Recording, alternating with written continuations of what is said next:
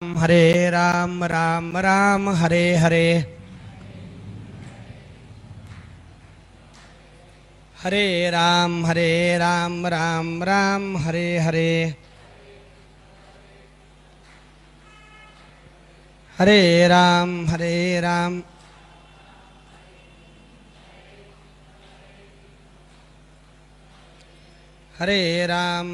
राम राम राम।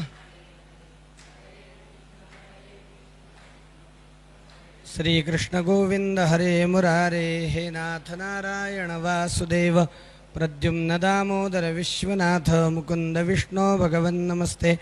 जानकी जीवन स्मरण जय जय राम, महारुद्र हनुमान की जय। ऋषय ऊचुः कथं सनत्कुमाराय देवर्षिर्नारदो मुनिः, प्रोक्तवान् सकलान् धर्मान् कथन्तो मेलितावुभो, कस्मिन् क्षेत्रे स्थितौ तात तावुभो ब्रह्मवादिनौ, यदुक्तं नारदेनास्मे तत्त्वं ब्रूहि महामुने। शौनकादी कृष्णाला सूत म्हणतात, ऋषी हो, प्रभू रामचंद्रांच्या या दिव्य चरित्राच्या विषयी किंवा या घोर कलियुगामध्ये ईश्वर अनुग्रह प्राप्त करण्याच्या प्राप्त साधनाच्या विषयीचा जो प्रश्न तुम्ही मला केला, तोच प्रश्न नारदांना सनकादिक ऋषींनी पूर्वी केलेला होता, ज्यात सनकादिक ऋषी भगवंताच्या स्वरूप, भगवंताचं स्वरूप जाणण्याचा उपाय, कोणत्या उपायाने भगवंताच्या स्वरूपाचं अवगाहन होऊ शकतं, याविषयी नारदांना प्रामुख्याने विचारणा करतात। नारद म्हणतात की यो दैत्यहंता नरकांतकश्च भुजाग्रमात्रेण च धर्मगुप्ता भूभार संघात विनोद कामम नमामि देवं रघुवंशदीपम। जो दैत्यांचा संहार करण्याकरता म्हणून रावणादिक दुष्ट राक्षसांचं हनन करण्याकरता, त्यांचा उद्धार करण्याकरता देवतेंनी प्रार्थना केल्यानंतर रामरूपाने अवतीर्ण झाला आणि पृथ्वीचा भार ज्याने नष्ट केला, अधर्माची अवधी तोडी, दोषांची लिहिली फाडी, सज्जना करवी गुढी सुखांची उभवी, दैत्यांची कुळे नाशी, साधूंचा मानू गिवशी, धर्माची नीतीशी शेसभरी। भगवंताच्या अवताराचं प्रयोजन ज्ञानेश्वर महाराजांनी सांगितलेले, अधर्माचा प्रभाव नष्ट करण्याकरता, दोषांचा ऱ्हास करण्याकरता, नाश करण्याकरता, सज्जनांचं रक्षण करण्याकरता आणि दुष्टांचा संहार करण्याकरता म्हणून परमात्मा अवतीर्ण होत असतो, अवतार घेत असतो। मुळात तो कसा आहे? नमः पराय देवाय परात्परतराय च परात्पर निवासाय सगुणाय गुणाय च, की तो परतर आहे, सगुण रूप आहे आणि निर्गुण रूपही तोच आहे। ज्ञानाज्ञान स्वरूपाय, ज्ञानस्वरूप सुद्धा तोच आहे आणि अज्ञान स्वरूप सुद्धा तोच आहे। धर्माधर्म स्वरूपिणे, धर्म हे सुद्धा त्याचं स्वरूप आहे आणि अधर्म सुद्धा त्याचं स्वरूप आहे। विद्या सुद्धा त्याचंच रूप आहे आणि अविद्या सुद्धा त्याचंच रूप आहे। आविर्भूतश्चतुर्द्वायः कपिभिः परिवारितः हतवान राक्षसानीकम रामम दाशरथिं भजे। चार स्वरूपांमध्ये तो साक्षात परमात्मा अभिव्यक्त झालेला आहे। राम, लक्ष्मण, भरत आणि शत्रुघ्न ही त्याची अभिव्यक्त होणारी अशी 4 स्वरूप आहेत आणि या 4 स्वरूपांमध्ये अभिव्यक्त होऊन धर्माच्या रक्षणाचं, सज्जनांच्या रक्षणाचं आणि दुष्टांच्या संहाराचं कार्य ज्या भगवंतांनी केलं,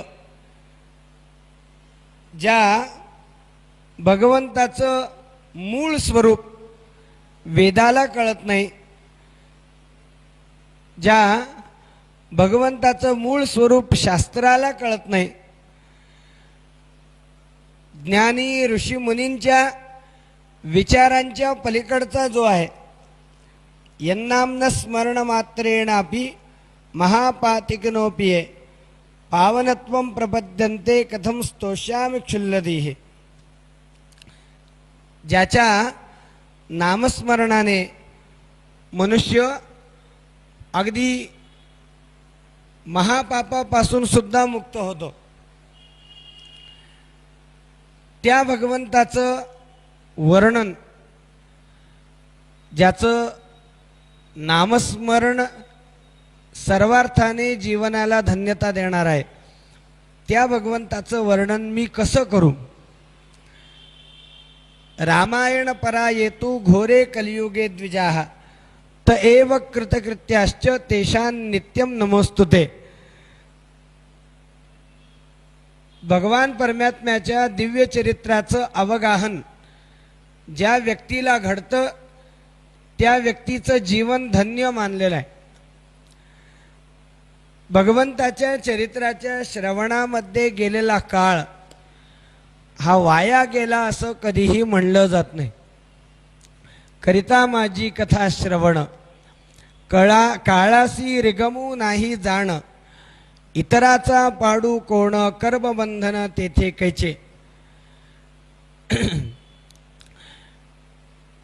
प्रत्येक अवयवाची सार्थकता आपल्याला असलेल्या प्रत्येक अवयवाची सार्थकता तेव्हाच होते जेव्हा तो प्रत्येक अवयव आपण भगवंताच्या सेवेमध्ये रुजू करतो तेव्हा। जडित कुंडले मंडित कान, ते श्रवणासी नोहे मंडन। श्रवणासी श्रवण भूषण, श्रवणे श्रवण सार्थक। ही कानामध्ये कुंडल घालणं, अलंकार घालणं, यामुळे त्या कानाचं सौंदर्य वाढत नाही, महत्त्व वाढत नाही, तर त्या कानावरती त्या कानाने कथा श्रवण केल्यानंतर, त्या कानावरती भगवंताची कथा पडल्यानंतरच ते कान सार्थक होतात। नाही तर ते कान म्हणजे सापाच्या बेळासारखे मानले पाहिजे, किंवा ज्या मुखाने वाणीने भगवंताच्या नामाचा उच्चार होत नाही ती वाणी सापाच्या जिव्हेसारखी किंवा त्याचं बोलणं बेडकाच्या ओरडण्यासारखं मानलेले। नामाविण मुख सर्पाचे ते बिळ, जिव्हा नवे काळ सर्प आहे, संतांनी नाथमहाराजांनी वर्णन केलेले। आणि म्हणून जो दिव्य स्वरूप, दिव्य सामर्थ्य संपन्न अशा भगवान परमात्म्याच्या चरित्राच्या श्रवणामध्ये मग्न असतो त्याच व्यक्तीच्या जीवनाला धन्यता असते। ऊर्जे मासी सिते पक्षे चैत्रे माघे तथैव च, नवान्हा किल श्रोतव्यम रामायण कथामृतम। महर्षी वाल्मिकींनी रचलेल्या प्रभू रामचंद्रांच्या दिव्य चरित्राचं श्रवण 9 दिवस पर्यंत केलं पाहिजे। प्रामुख्याने चैत्र, माघ आणि कार्तिक महिन्यामध्ये या रामायणाचं श्रवण विशेष फलदायी सांगितले आहे। या तीनही काळामध्ये या रामकथेचं श्रवण केल्यामुळे गौतम ऋषींचा शिष्य असणारा सौदास नावाचा एक ब्राह्मण जो आहे हा पूर्वी शापमुक्त झाला। सनत कुमारांनी नारदांना विचारलं, म्हणे हा सौदास कोण? या सौदासाला कोणता शाप प्राप्त झालेला होता, तो कशामुळे प्राप्त झालेला होता आणि रामकथा श्रवण करून तो शापमुक्त कसा झाला, म्हणजे हे सर्व कथानक तुम्ही मला सांगावं. नारद ऋषी सांगू लागले, आस्ते कृतयुगे विप्रो धर्मकर्म विशारदः सोम इद्दत्त इति ख्यातो नामना धर्मपरायणः. पूर्वी सत्ययुगामध्ये अतिशय सत्शील सदाचारी भगवत भक्त असा सोमदत्त नावाचा एक ब्राह्मण होता, जो नेहमी धर्मामध्ये रममाण असायचा. या ब्राह्मणाचं सौदास असंही नाव होतं. गौतम ऋषींचा हा शिष्य आणि गौतम ऋषींची सेवा करून गौतम ऋषींकडून त्याने वेदाचं, शास्त्राचं, सर्व प्रकारच्या विद्या, अन्वीक्षिकी, दंडनीती, तर्कविद्या, अर्थशास्त्र, चारही वेद, वेदाची 6 अंग, 6 शास्त्र, त्याचप्रमाणे पुराण, आयुर्वेद, धनुर्वेद, गांधर्ववेद, या सगळ्या विद्या त्याने गौतमांकडून आत्मसात केलेल्या होत्या. नित्य हा ध्यानादी विधीमध्ये, पूजनामध्ये, भगवंताच्या उपासनेमध्ये हा सौदास जो आहे हा रममाण असायचा. आणि कदाचित परिमेशस्य परिचर्या परो भवत उपस्थितायाम तस्मै प्रणामन्न चकारसा. एकदा काय झालं की हा सौदास सोमदत्त जो आहे हा भगवान परमात्म्याच्या पूजनामध्ये मग्न होता. तामणामध्ये देव काढलेले आहेत, भगवंताचं पूजन चालू आहे, अभिषेक चालू आहे.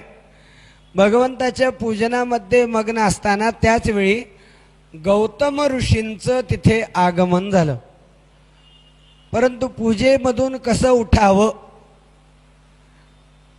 हा विचार करून तो गौतम ऋषी आल्यानंतर सुद्धा गौतमांच्या पूजनाला, स्वागताला, सन्मानाला न जाता भगवंताचं, भगवान शंकरांचं पूजनच करत राहिला.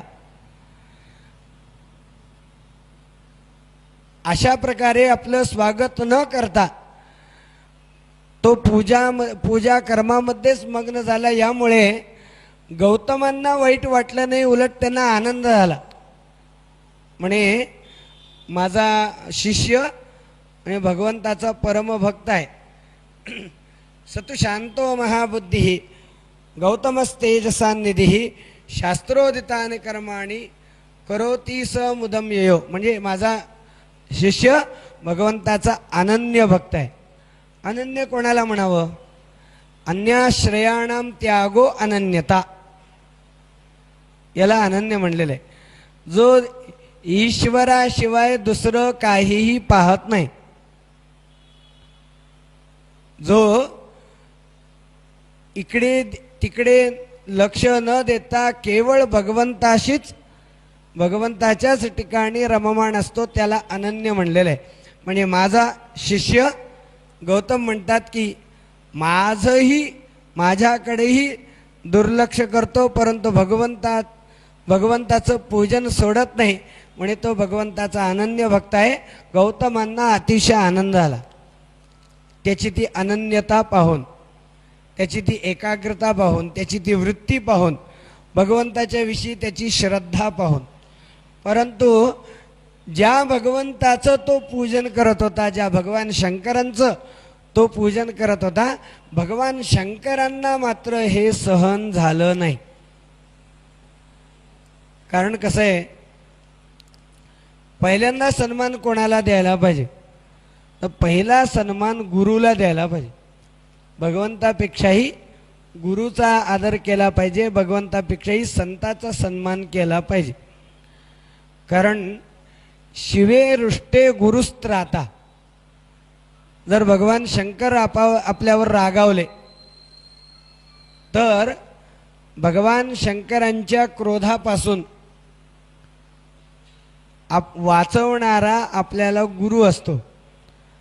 परंतु गुरु जर आपल्यावरती रागावला, गुरु जर आपल्यावरती कोपला, तर गुरुच्या कोपापासून वाचवणारा जगामध्ये कोणी नसतो. शंकर सुद्धा त्याला वाचवू शकत नाहीत. त्यामुळे भगवान शंकरांना त्या सौदासाचं, सोमदत्ताचं हे वागणं पसंत पडलं नाही. तुकाराम महाराजांनी एका अभंगामध्ये म्हणलेलं आहे, संतांचा अतिक्रम देवपूजा तो अधर्म, येती दगड तैसे वरी मंत्र पुष्प देवा शिरी. संतांचा, गुरुजनांचा सन्मान न करता जो भगवंताचं पूजन करत राहतो आणि संतांचा अपमान करतो, त्यांचं स्वागत न करून, त्यांनी अर्पण केलेले उपचार हे देवाला दगडासारखे लागतात म्हणे. त्याने जर फुलं वाहिले तर त्यांनी वाहिलेली ती फुलं देवाला दगडासारखी लागतात. तो नाथमहाराजांनी असं वर्णन केलेलं आहे. म्हणजे एका ओवीतून भगवंताचं मनोगत नाथमहाराजांनी व्यक्त केलेलं आहे. नाथ महाराज म्हणतात की परमात्मा असं म्हणतो की माझं पूजन करण्यामध्ये एखादा व्यक्ती मग्न असताना जर कोणी संत महात्मा आला तर त्या संताचं स्वागत पूजन न करता जो माझं पूजन करत राहतो तो माझी पूजा करत नाही तर मला लाथा मारतो, असं भगवंतांनी स्वतः सांगितलेलं आहे. असं वर्णन नाथ महाराजांनी एका ओवीमध्ये केलेलं आहे. त्यामुळे भगवान शंकरांना काही त्या सौदासाचं, सोमदत्ताचं हे वर्तन आवडलं नाही आणि भगवान शंकरांनी त्या सौदासाला सांगितलं म्हणे, गुरुचा अपमान केल्यामुळे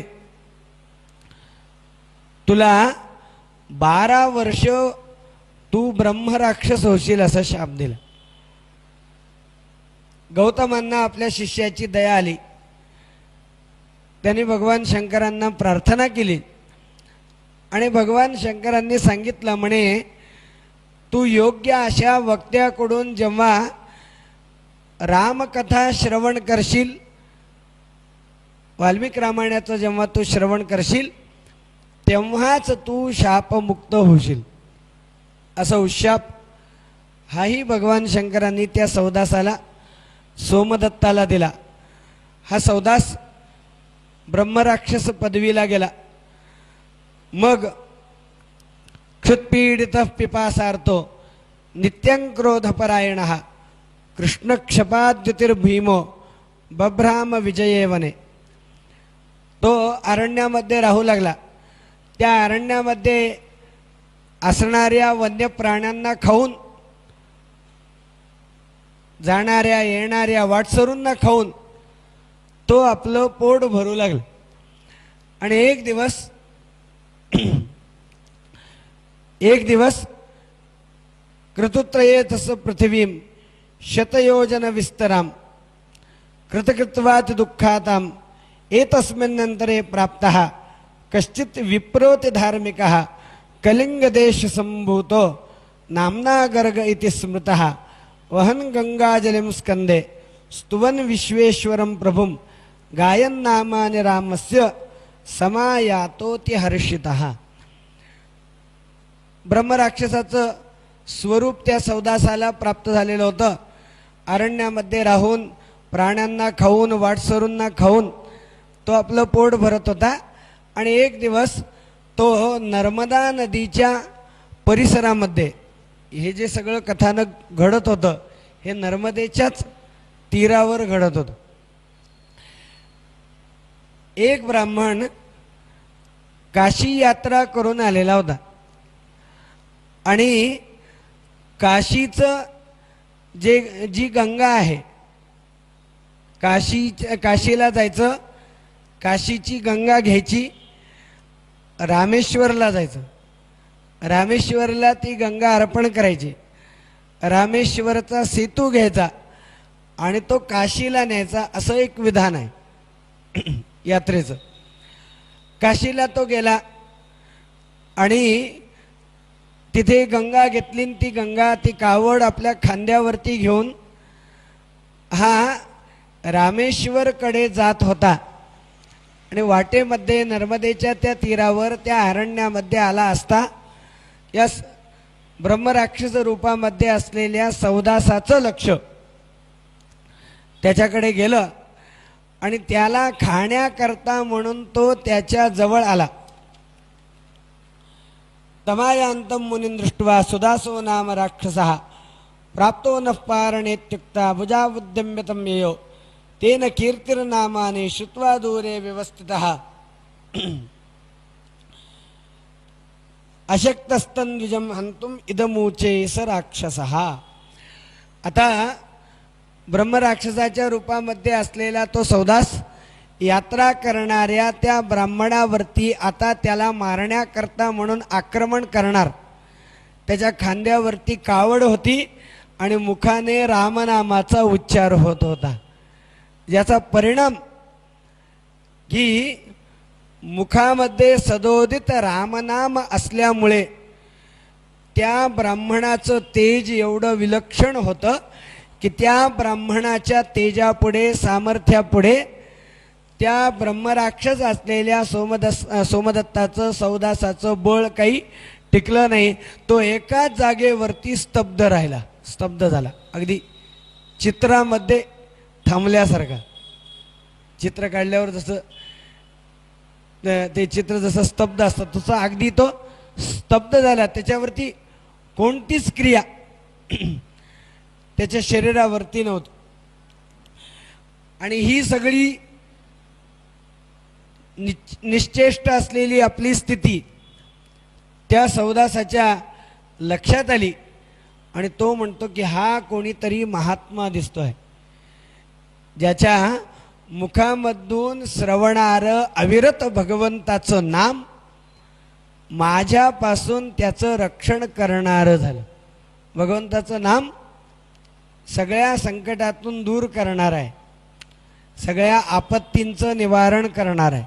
हरी हरी हरी मंत्र पै आगाध पळे भूतबाधा भेणे तिथे, असं ज्ञानेश्वर महाराज म्हणतात की सगळ्या बाधा या भगवंताच्या नामाने नष्ट होत. आर्ता विषण्णाश्च भयाश्च भीता घोरेषु च व्याधिषु वर्तमानाः संकीर्त्य नारायण शब्द मात्रम विमुक्त दुःखास सिकनोबून. भगवंताचं नाम ज्याच्या मुखामध्ये आहे तो आर्त असेल, संकटग्रस्त, तो संकटातून मुक्त होतो. दुःखी व्यक्ती कष्टातून मुक्त होतो. जो नैराश्यात गेलेला आहे त्याची ती नैराश्याची अवस्था संपून जाते. सर्व दारुण संकटातून तो मुक्त होत असतो. तेव्हा तो सौदास जो आहे त्या तपस्वी आणि सतत नामपरायण असलेल्या त्या ब्राह्मणाला शरण गेला.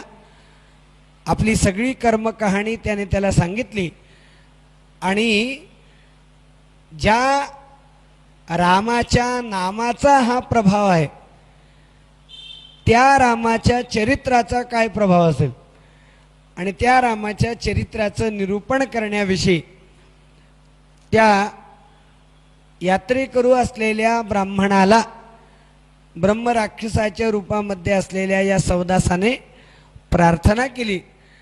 त्यालाही त्याची दया आली आणि त्याने उत्तम पद्धतीने त्या सौदास ब्रह्मराक्षसाच्या समोर या व्रतपरायण असलेल्या तपस्वी ब्राह्मणाने रामकथेचं निरूपण त्याच्यासमोर केलं, संहिता वाचन निरूपण केलं आणि त्या रामकथेचा परिणाम म्हणून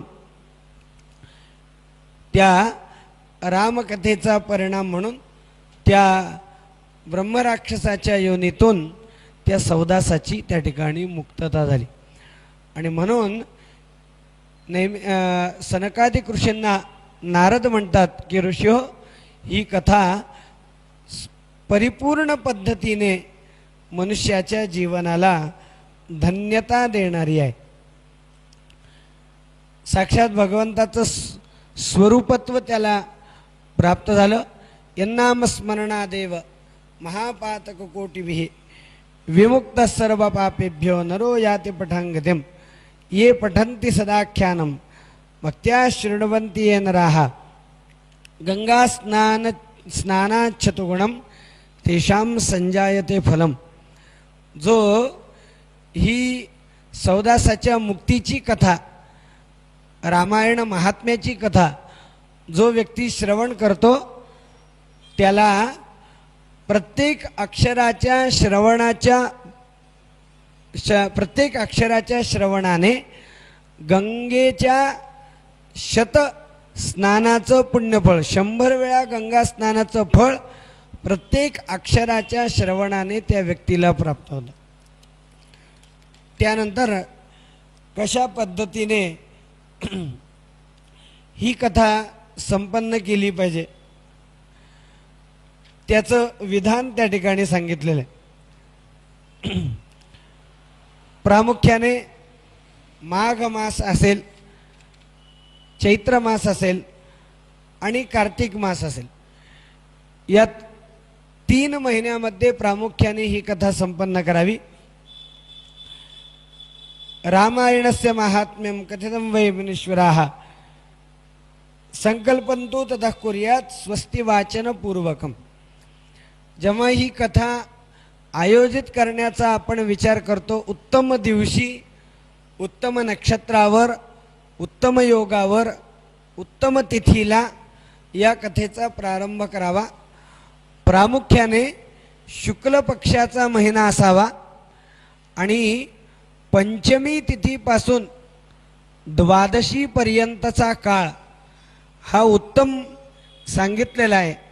परंतु जेव्हा चैत्र महिन्यामध्ये आपण ही कथा करतो तेव्हा प्रतिपदा ते नवमी कथेचा हा काळ त्या ठिकाणी असला पाहिजे. त्याचबरोबर त्याकरता म्हणून पहिल्यांदा उत्तम अशा स्थानाची निवड करावी. ते स्थान पंचगव्याच्या वगैरे प्रोक्षणाने सारवून वगैरे ती जागा, ते स्थान शुद्ध करून घ्यावं.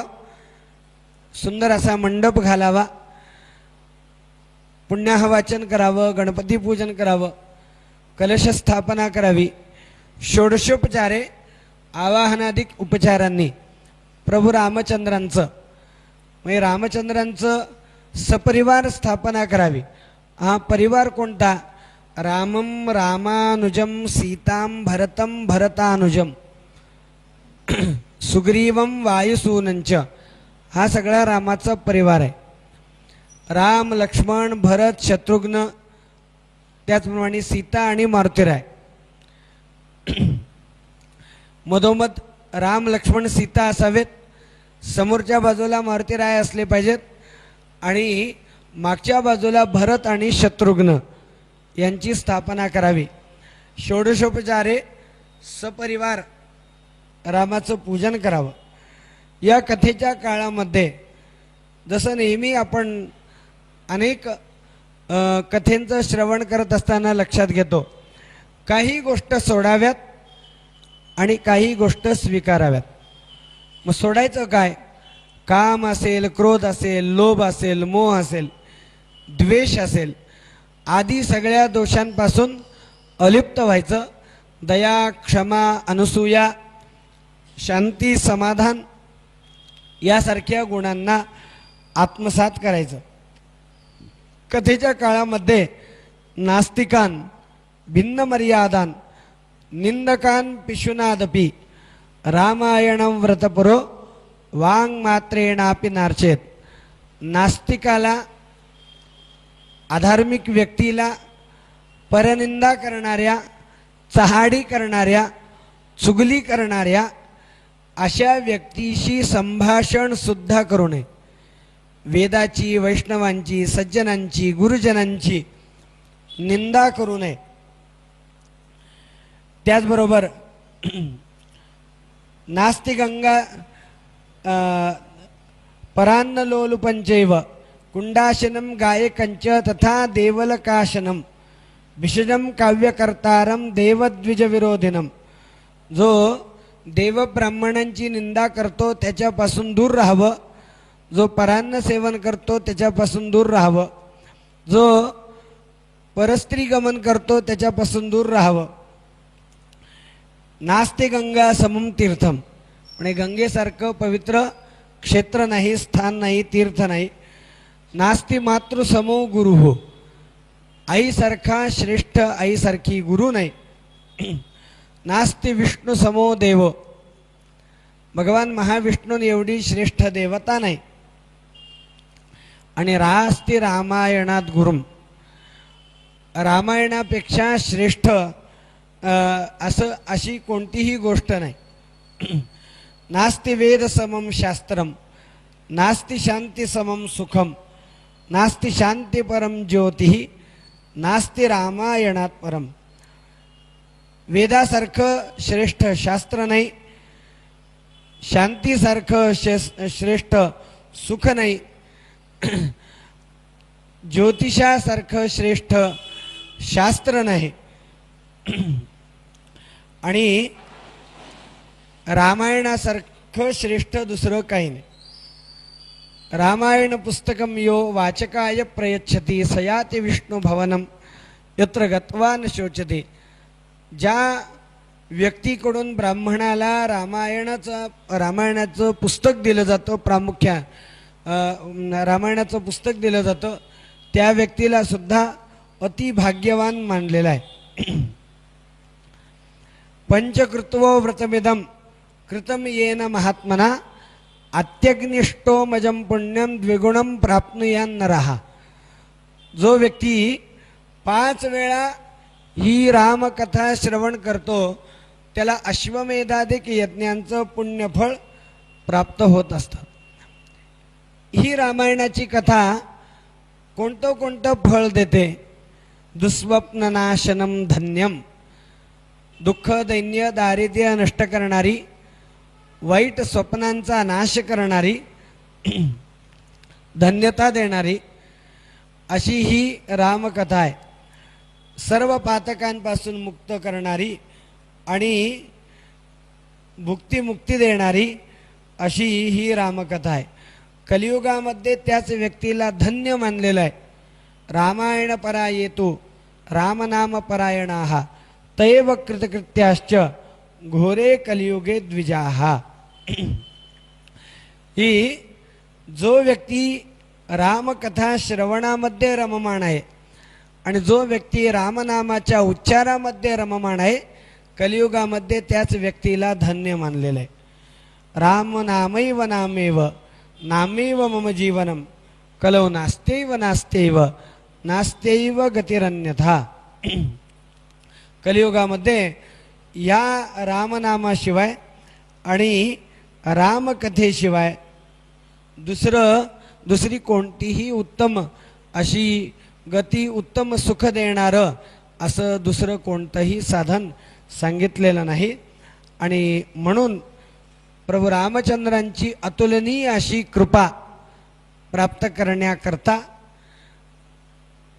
आणि मुक्ती प्राप्त करण्याकरता म्हणून मनुष्याने रामकथेचा आश्रय केला पाहिजे.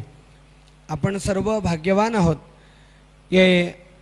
आपला हा वर्षारंभ हा भगवंताच्या कथा सेवनामध्ये आजपासून म्हणजे वर्षाचा आरंभच सत्कर्मामध्ये आपल्या वर्षाचा आरंभ होतो आहे. कथा श्रवणामध्ये वर्षाचा आरंभ होतो आहे. त्यामुळे या पवित्रतम अशा कालाच्या अनुषंगाने ही रामकथा आपल्याला श्रवण करायची आहे. मुक्ती देणारी ही कथा श्रवण करण्याविषयी प्रवृत्ती आपल्या मनामध्ये निर्माण व्हावी याकरता मी पहिल्यांदा उल्लेख केल्याप्रमाणे ही या स्कंदपुराणामध्ये आलेलं रामकथेच्या महात्म्याचं आपण या ठिकाणी वर्णन केलं. आणि आता आपल्याला साक्षात रामकथेकडे वळायचं आहे. रामकथेकडे वळत असताना पहिल्यांदा ही रामकथा महर्षी वाल्मिकींकडून कशी निर्मित झाली तो प्रसंग आपल्याला श्रवण करायचा आहे. महर्षी वाल्मिकींकडून रामायणाची रचना झाल्यानंतर हा जो वाल्मिकींकडून रामायणाच्या रचनेचा काळ होता तो काळ म्हणजे रामचंद्रांकडून सीतेच्या त्यागाचा काळ होता. जेव्हा अयोध्येमध्ये रामचंद्र वापस आले, सिंहासनावरती अधिष्ठित झाले, तेव्हा सीतेच्या चारित्र्याच्या विषयी लोकापवाद सुरू झाला आणि त्या लोकापवादाच्या भीतीने प्रभू रामचंद्रांनी सीतामाईचा त्याग केला. वाल्मिकी ऋषींनी सीतेला आपल्या धर्मकन्येप्रमाणे मानलं आणि वाल्मिकी ऋषी सीतेचा सांभाळ करत होते. याच काळामध्ये सीतेपासून लवकुशांचाही जन्म झाला आणि नारदांना जेव्हा वाल्मिकींनी विचारलं म्हणे सांप्रतच्या काळामध्ये वर्णनीय वंदनीय पुरुष कोण आहे, या जगामध्ये सगळ्यात सर्वश्रेष्ठ असा वर्णनीय वंदनीय पुरुष कोण आहे, असा प्रश्न जेव्हा नारदांना वाल्मिकींनी केला तेव्हा रामचंद्रांच्या आदर्श गुणवत्तेचं वर्णन महर्षी वाल्मिकींच्या समोर नारदांनी केलं आणि त्या गुणवत्तेला अनुसरून मग रामचरित्राची 24,000 श्लोकांच्या रामचरित्राची वाल्मिकींनी रचना केली आणि ही संहिता वाल्मिकींनी लवकुशांना सांगितली. अश्वमेध यज्ञ करण्यामध्ये रममाण झालेल्या प्रभू रामचंद्रांच्या दरबारामध्ये रामचंद्रांच्या समोर वाल्मिकींनी रचलेल्या या रामकथेचं लवकुशांनी रामचंद्रांच्या समोर निरूपण केलं आणि मग ते लवकुश ती रामकथा प्रभू रामचंद्रांना उद्देशून प्रभू रामचंद्रांच्या सगळ्या सभेमध्ये असलेल्या सगळ्या लोकांना ही रामकथा सांगत असताना मग प्रसंगाने रामजन्म कसा झाला, त्याचबरोबर विश्वामित्रांच्या यज्ञाचं रक्षण रामचंद्रांकडून कसं होईल, सीतेचं पाणिग्रहण रामचंद्रांकडून कसं होईल, हे सगळं कथानक आपल्याला श्रवण करायचं आहे. रामजन्माचा सोहळा आता आपण वेगळ्या पद्धतीने करायला नको, तो आपण केवळ कथेच्या अनुषंगाने करूत. कारण आपण असं ठरवलेलं आहे की अष्टमीपर्यंत रामकथा सांगायची. अष्टमीला सिंहासनावरती रामचंद्र अभिषिक्त झाले की कथेची सांगता करायची आणि रामनवमीच्या दिवशी सगळ्यांनी मिळून सकाळी 11 ते 12 या कालावधीमध्ये रामजन्म आपण करायचा. मग त्या अनुषंगाने आपल्याला जन्माचा जो काही सोहळा करायचा असेल तो आपल्याला करता येऊ शकतो. आणि रामायणाची एक पद्धत आहे आणि हे काव्य आहे आणि साहित्यशास्त्राने एक नियम घालून दिलेला आहे की काव्यामध्ये जो शोकाचा भाग असतो तो शोकाचा भाग कधीही सांगायचा नसतो. याकरता रामकथा ही फक्त राज्याभिषेकापर्यंतच सांगितली जाते. उत्तरकांड जे आहे, सीता त्याग असेल, रामचंद्रांचं वैकुंठाला पुन्हा प्रस्थान असेल, ह्या सगळ्या कथा, ही पुढची कथा ही रामायणाची सांगितली जात नाही, तशी पद्धती नाही. तेव्हा या सगळ्या पद्धतीला अनुलक्षून आपल्याला हा 9 दिवसांचा आजपासून असा हा कथा समारोह आपल्याला संपन्न करायचा आहे. तेव्हा या कथेकरता आपण सर्वजण उपस्थित व्हाल अशी अपेक्षा करून आजची सेवा भगवंताच्या चरणी सादर सविनय समर्पित करून सर्वत्र सुखिनः सन्तु सर्वे सन्तु निरामयाः सर्वे भद्राणि पश्यन्तु मा कश्चित् दुःखमाप्नुयात् ही प्रार्थना भगवतचरणी व्यक्त करून माझ्या वाणीला पूर्णविराम देतो. सीताकांत स्मरण जय जय राम महारुद्र हनुमान की जय.